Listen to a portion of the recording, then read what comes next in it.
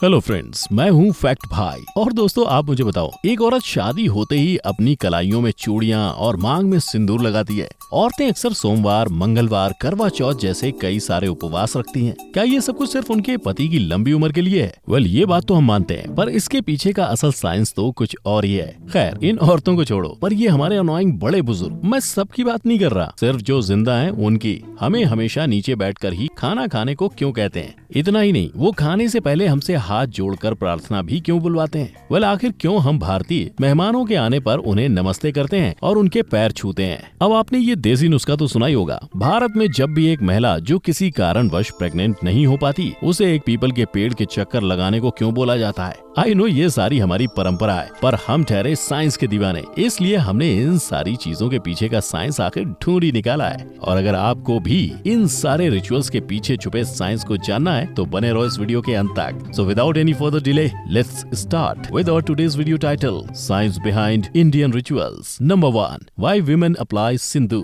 एक चुटकी सिंदूर की कीमत तुम क्या जानो रमेश बाबू। वेल फ्रेंड्स, हम सभी ने अपने मम्मी को मांग में सिंदूर लगाते देखा है, राइट? मगर जब भी उनसे पूछें कि माँ ये सिंदूर क्यों लगाते हैं, तब हमेशा बस एक ही जवाब मिलता है, पापा की लंबी उम्र के लिए। अब मुझे बताओ, क्या सच में सिर्फ मेरी माँ के एक लाल रंग लगाने से मेरे पापा की उम्र लंबी हो जाएगी? एक्चुअली इस सिंदूर से पापा की तो नहीं, बल्कि हमारी मम्मी की उम्र बढ़ने वाली है। दरअसल इसके पीछे का कारण है इसे बनाने में यूज किया जाने वाला पदार्थ, और जो पदार्थ इसमें यूज होता है वो है नींबू, हल्दी और मरकरी, जो अगर देखा जाए तो हमारे बॉडी के लिए काफी ज्यादा बेनिफिशियल है। नहीं मानते? तो ये सुनो, सिंदूर में जो मरकरी प्रेजेंट होता है वो ब्लड प्रेशर को कंट्रोल करने में हेल्प करता है, और साथ ही स्ट्रेस एंड स्ट्रेन को भी रिड्यूस करता है। मतलब सीधी सी बात ये है, ये विमेंस के लिए अच्छा है। पर अब भी एक सवाल बाकी है, अगर सिंदूर इसमें इतनी इम्पोर्टेंस है, तो फिर विडोज यानी विधवा सिंदूर क्यों नहीं लगाती? वेल, ऐसा इसलिए क्योंकि सिंदूर के रेगुलर यूज करने की वजह से महिलाओं की सेक्सुअल ड्राइव एनहांस होती है, और इसी वजह से ये सिर्फ मैरिड विमेन ही लगाती हैं, और विडोज को सिंदूर लगाने से मना किया जाता है। Number 2, why do women wear bangles.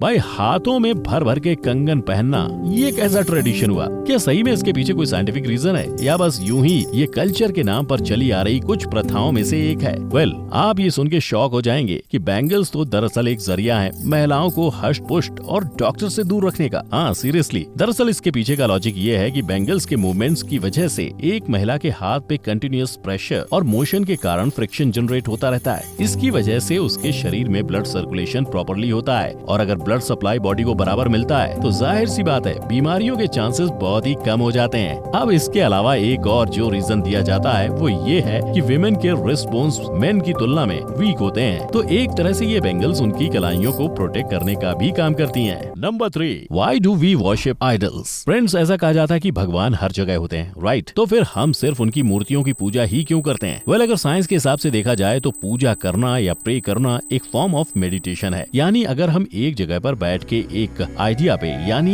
यहाँ के केस में भगवान पे फोकस करते हैं, तो हमारे दिमाग का कंसंट्रेशन पावर बहुत ज्यादा बढ़ जाता है। और क्योंकि हम बाकी किसी चीज के बारे में नहीं सोच रहे हैं, सिर्फ भगवान का नमन कर रहे हैं, तब हमारा दिमाग काफी हद तक शांत हो जाता है। लेकिन अब प्रॉब्लम ये है क्योंकि कुछ लोगों को सिर्फ भगवान के एक आइडिया पे, एक विचार पे नमन करने में मुश्किल होती है, और अक्सर उनका ध्यान भटक जाता है। इसलिए फिर लोगों ने मूर्तियों का सहारा लेना शुरू कर दिया। एक मूर्ति अगर उनके सामने रहे तो उनके लिए फोकस करने में आसानी होती है, और फिर आगे चलकर वो लोग उस मूर्ति के सहारे के बिना भी भगवान का चिंतन या मेडिटेशन कर पाते हैं। Number 4, why do people fast. दोस्तों, हम सभी सालों से देखते आ रहे हैं कि हमारे बड़े बुजुर्ग किसी न किसी दिन अपनी अपनी श्रद्धा के अनुसार फास्टिंग करते आ रहे हैं, और इन्हें देखकर घर के और भी बाकी लोग इस ट्रेडिशन को फॉलो करने लग जाते हैं। पर ऐसा क्यों? लोग उपवास क्यों रखते हैं? हमें तो ये सारी चीजें बेतुकी सी लगती हैं, राइट? मगर क्या आपको पता है, ये साइंटिफिकली प्रूवन है कि हमें हफ्ते में एक बार तो एटलीस्ट फास्टिंग यानी उपवास करना ही चाहिए। हाँ फ्रेंड, सच्ची। जैसे कि हमें पता है कि हमारी बॉडी भी एक तरह की मशीन है, जिसे वक्त वक्त पर आराम भी मिलना जरूरी है कि नहीं? और इसी वजह से सिर्फ और सिर्फ हमारी बॉडी को आराम देने के लिए हमारे पूर्वज उपवास करते आ रहे हैं, क्योंकि फास्टिंग करने के दौरान हमारे बॉडी के डाइजेस्टिव सिस्टम को कुछ एक्स्ट्रा टाइम मिल जाता है, जिसमें वो सारी टॉक्सिक यानी हानिकारक चीजें पचाती है जो हमने पिछले 6 दिनों में खाई थी। साथ ही जिन्हें लगता है फास्टिंग करने से वो वीक फील करने लगेंगे, उन्हें बता दूं कि इससे आपकी आपकी बॉडी वीक नहीं बल्कि और भी ज्यादा स्ट्रांग बन जाएगी। भाई अच्छी नींद के और आराम के बाद एनर्जेटिक फील करते हैं ना, बस वैसे ही जब इंटरनल बॉडी को एक दिन का आराम मिलता है उसके बाद वो भी फुल मस्त तगड़ा फुल स्ट्रांग हो जाता है। Number 5, why do we pray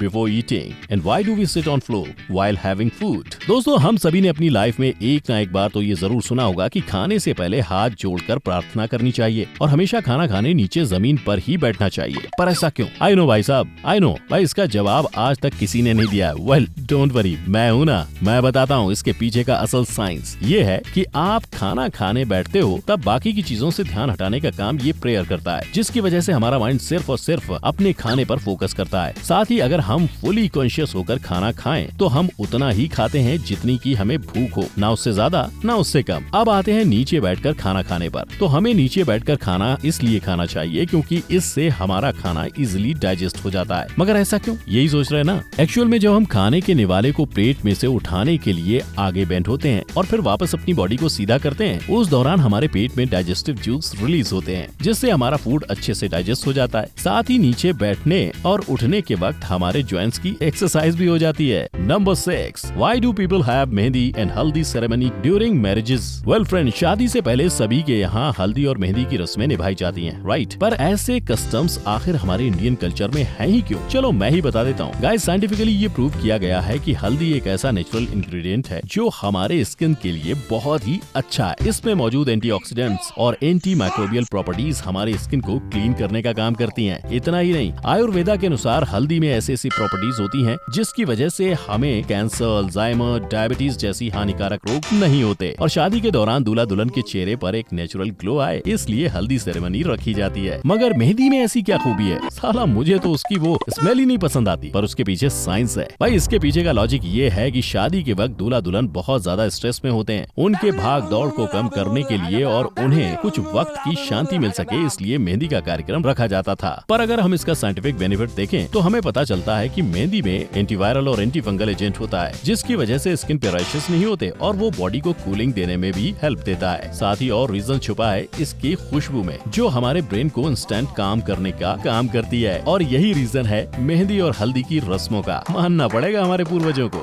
number 7, why do women wear toe rings. Friends, आप सबको पता है कि महिलाएं अपने पैरों की उंगलियों में बिछिया यानी टो रिंग पहनती हैं। पर क्या तुमने कभी ये सोचा है कि वो सिर्फ सेकंड टो में ही क्यों पहनी जाती है और बाकी किसी उंगलियों में क्यों नहीं पहनी जाती? भाई इसके पीछे का लॉजिक क्या है? वेल फ्रेंड्स, लॉजिक ये है कि टो रिंग एक्चुअल में चांदी की बनाई जाती है और जैसे कि हम सभी जानते हैं चांदी में मौजूद एंटी माइक्रोबियल एजेंट बॉडी में हीट ज्यादा बढ़ने नहीं देते और हमें बीमारी से दूर रखते हैं, जो हमारी बॉडी के लिए बहुत हेल्पफुल होता है। और इससे सिर्फ सेकंड टो में इसलिए पहना जाता है क्योंकि वो टो में एक ऐसी नस होती है जो सीधा उस औरत के यूटेरस यानी गर्भाशय से होकर उनके हार्ट की तरफ जाती है और उस नर्व के आजू बाजू अगर मूवमेंट होती रहे तो ब्लड अच्छे से फ्लो होता है। इसी रीजन की वजह से टो रिंग को सेकंड टो में पहना जाता है। Number 8, why do we touch feet और डू नमस्ते व्हाइल ग्रीटिंग। जब भी आपके घर कोई बड़े बुजुर्ग या रिलेटिव आते हैं तो आप सबसे पहला काम क्या करते हैं? सीधा हाथ जोड़कर उन्हें नमस्कार और पैर छूकर उनका आशीर्वाद लेते हैं। लेते हो या नहीं? लिया करो, लोग पैसे देते हैं तब। Just kidding. पर क्या आपको पता है कि इस बचपन से फॉलो करते आ रहे रिचुअल के पीछे भी साइंस का हाथ है? आई नो साइंस तो ऐसा बिल्कुल नहीं बोलता कि पैर छूने से आशीर्वाद मिलता है। तो फिर हम पैर क्यों छूते हैं? क्योंकि